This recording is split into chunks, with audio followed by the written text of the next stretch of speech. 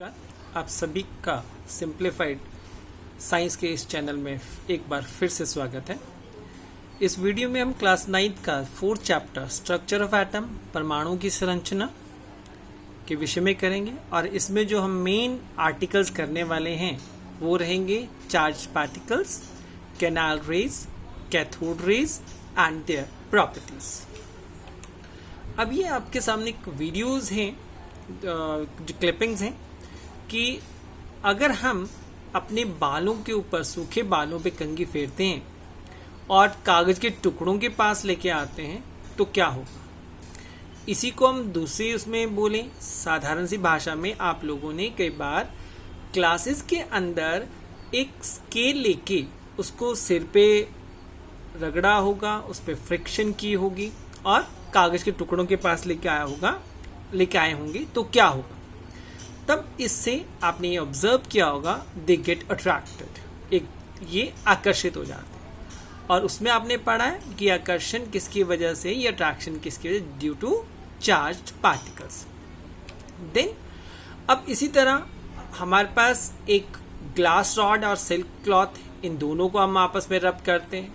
अगर inflated balloon को रब करते हैं तो रब करने पे क्या होगा, ये वॉल के साथ स्टिक कर जाएगा, चिपक जाएगा। तो ये क्यों हुआ अट्रैक्शन? इसका मतलब कहीं ना कहीं इसके पास कुछ ना कुछ ऐसे पार्टिकल्स हैं जिनकी वजह से अट्रैक्शन हो रही है। अभी आपके सामने है कि हमारे पास ग्लास रॉड और सिल्क क्लॉथ है, तो जब इसको हमने रब किया तो एक इसके पास ग्लास रॉड में पॉजिटिव चार्ज आ गया और सिल्क क्लॉथ में नेगेटिव चार्ज आ गया। और यहाँ पे क्या हो रहा है कि चार्जेस एक दूसरे को रिपेल कर रहे हैं, बैलून रिपेल कर रहे हैं। और यहाँ पर क्या हो रहा है कि स्वेटर और बैलून एक दूसरे को अट्रैक्ट कर रहे हैं, वॉल और बैलून एक दूसरे को अट्रैक्ट कर रहे हैं। तो ये अट्रैक्शन क्यों हुई? और अट्रैक्शन के लिए हमें पता है कि जो सिमिलर चार्जेस होंगे वो रिपेल करते हैं और ऑपोजिट चार्जेस एक दूसरे को अट्रैक्ट करते हैं। अब क्वेश्चन ये उठता है, ये चार्जेस आए कहाँ से? और हम जितने भी मटेरियल की बात करें, बैलून की बात करें, रॉड की बात करें, सिल्क के क्लॉथ की बात करें, वुलन क्लॉथ की बात करें, all of them they are matter. क्या है वो? पदार्थ। और पदार्थ की बारे में अगर हम बात करते हैं तो डाल्टन ने बोला था कि जितने भी हमारे पदार्थ के जो कण हैं, जिसको हमने एटम का नाम दिया, जिसको हमने परमाणु का नाम दिया, दे आर इंडिविजिबल। इंडिविजिबल मतलब उसके अंदर कुछ नहीं है। अगर उसके अंदर कुछ नहीं है तो चार्ज कहाँ से आए? इसका मतलब कहीं ना कहीं गलत था। डाल्टन के जो सिद्धांत में ये पॉइंट गलत था कि जो परमाणु अविभाज्य है। लेकिन बाद में साइंटिस्ट ने बोला कि जो एटम है that is divisible and consist of charge particles, कि जो परमाणु है वो विभाज्य का मतलब कि हम इसके अंदर भी छोटे छोटे और कण भी हैं और ये इसके अंदर हमारे पास चार्ज पार्टिकल्स हैं। अब ये चार्ज पार्टिकल्स कौन कौन से चार्ज पार्टिकल्स है? एटम्स, जो कि डाल्टन ने बोला था कि हमारा एटम इंडिविजिबल है, कुछ भी नहीं एटम के अंदर, वो सबसे स्मॉलेस्ट यूनिट है। लेकिन 19th सेंचुरी तक साइंटिस्ट ने बहुत एक्सपेरिमेंट किए, तो उन्होंने 3 सब एटॉमिक पार्टिकल्स आइडेंटिफाई किए, इलेक्ट्रॉन, प्रोटॉन और न्यूट्रॉन। इलेक्ट्रॉन की डिस्कवरी जे थॉमसन ने की थी। प्रोटॉन की डिस्कवरी ई गोल्डस्टीन के द्वारा की गई थी और न्यूट्रॉन की जो डिस्कवरी जेम्स चैडविक ने की।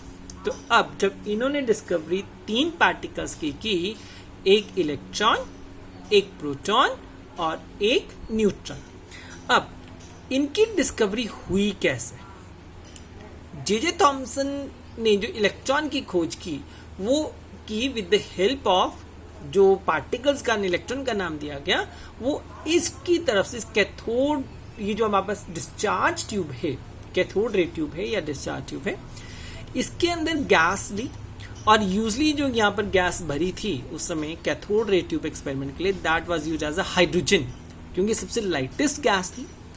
और सबसे लाइटेस्ट गैस का मतलब इसके अंदर सिर्फ अगर हम बात करें एक ही इलेक्ट्रॉन है। और यहाँ पे इस गैस का जो प्रेशर था बहुत कम कर दिया गया, वेरी लो प्रेशर। और प्रेशर डिक्रीज करने के लिए हमने क्या किया, वैक्यूम पंप का यूज किया। और यहाँ पर 2 हमने इलेक्ट्रोड्स लगा दी। One is connected with the negative terminal of a battery which behave as a cathode, जो कि नेगेटिव रेंज से जोड़ दी गई और कैथोड का कार्य कर रही थी, और पॉजिटिव से जोड़ दी गई जो कि एनोड का काम कर रही थी। और इन्होंने इस एनोड को कोटेड कर दिया, और जब इन्होंने प्रेशर रिलीज किया, पहले क्या था कि कुछ भी नजर नहीं आ रहा था, और सिर्फ और जब प्रेशर रिलीज किया तो कुछ पार्टिकल्स यहाँ पर आके ग्लो कर रहे थे, ये स्ट्राइक से चमकना शुरू की। चमकने का मतलब यहाँ से कुछ ना कुछ तो निकल रहा था जो यहाँ पे स्ट्राइक कर रहा था, जिसके कारण चमक उत्पन्न हो रही थी। और जब प्रेशर और ज्यादा रिलीज किया गया, यहाँ से एक रे चलनी स्टार्ट हुई। अब ये रे कहाँ से स्टार्ट हो रही थी? कैथोड से, इसलिए इसका नाम क्या कर दिया? Cathode rays.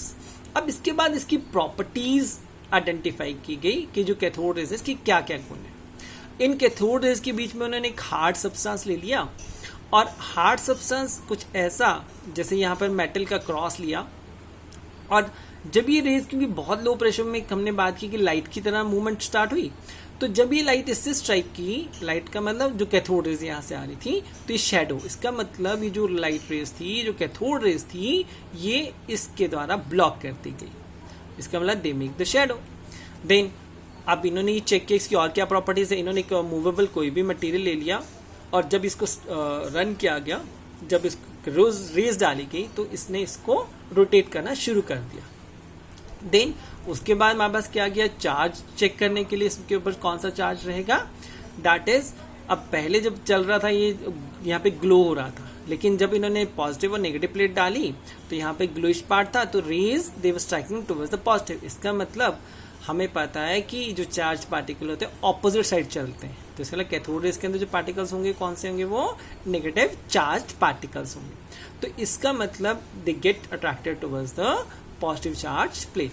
तो यहां से क्या क्या हुआ? The particles which cast the shadow which has a mechanical effect get attracted towards the positive charge plate। और बाद में इन्होंने बोला ये जो रेज हैं they are made up of particles, जिसका नाम इन्होंने क्या दिया? that is the electrons। अब इसके लिए हमारे पास एक वीडियो है डिस्चार्ज ट्यूब के लिए।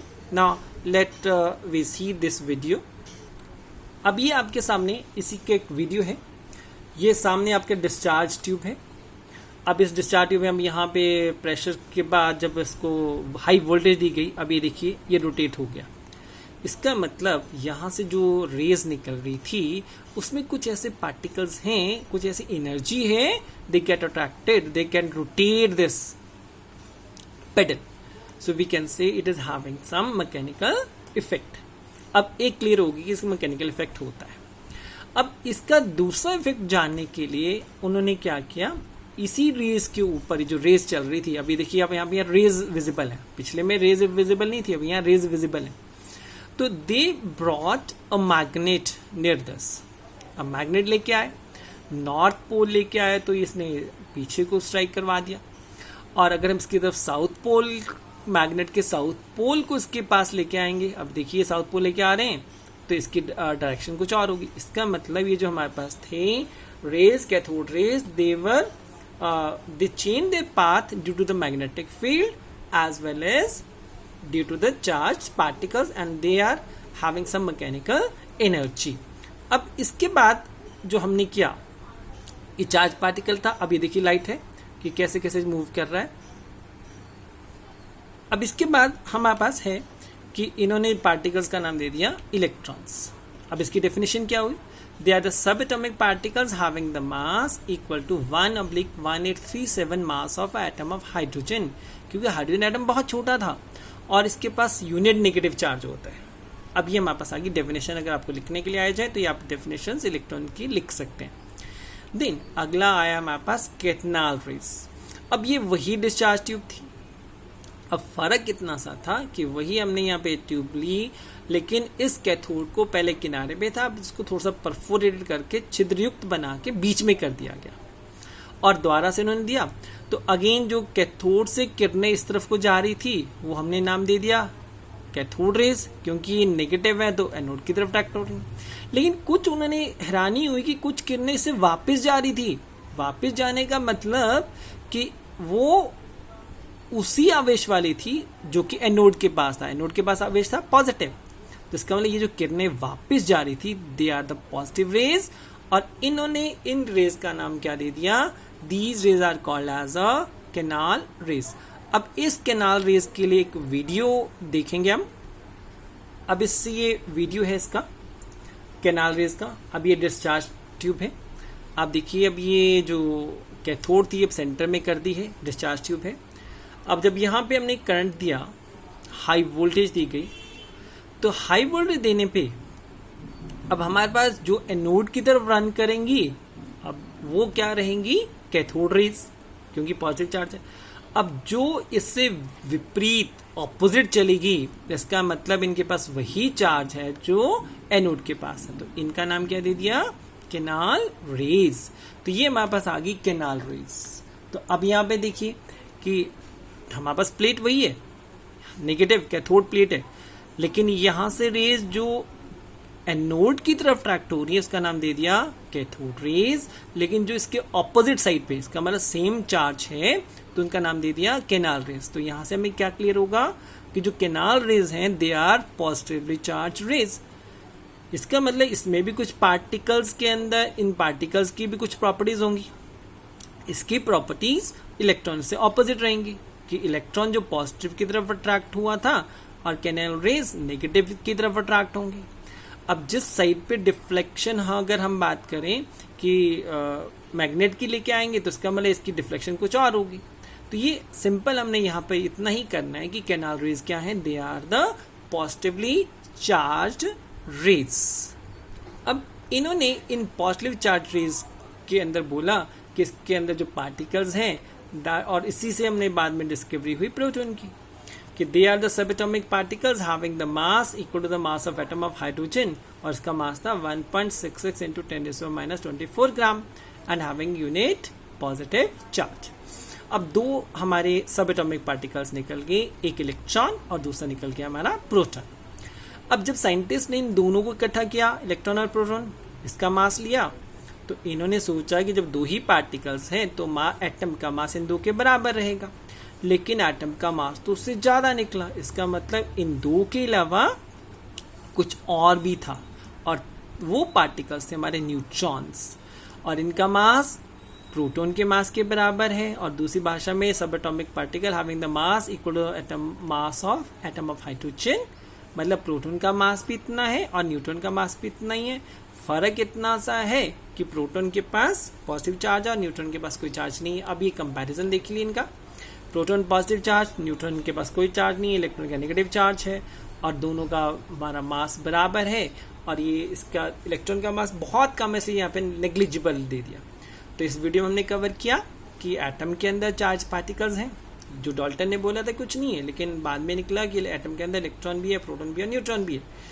कैथोड रेज की प्रॉपर्टीज क्या है और प्रॉपर्टीज कैनाल रेज की क्या है, और इलेक्ट्रॉन, प्रोटॉन और न्यूट्रॉन इन तीनों की डेफिनेशंस की। और इसी के साथ आपका बहुत बहुत धन्यवाद।